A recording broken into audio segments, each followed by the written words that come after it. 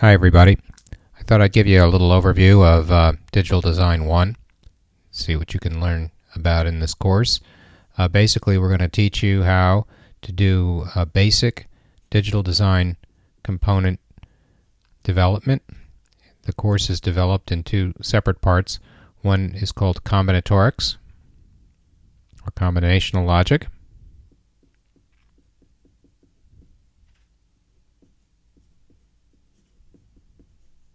And the other is called sequential logic.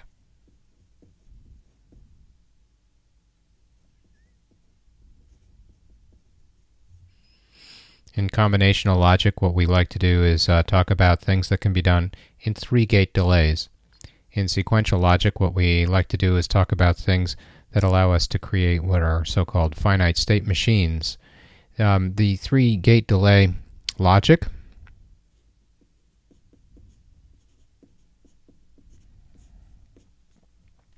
can be arrived at with a semblance of simple and/or and inverter gates. These things can be used to arrive at an arbitrary Boolean function. And we'll talk for a little bit in the course about the difference between Boolean algebra and regular algebra. In sequential logic, what we'll do is we'll talk about counters, finite state machines, and mechanisms that allow us to build more complex digital components. By the time the course is done, you'll know how to be able to construct and design computer-based systems using elementary logical components, and you'll also have an opportunity, I think, to be able to do designs of fairly complex devices. And these devices can all be implemented directly in hardware.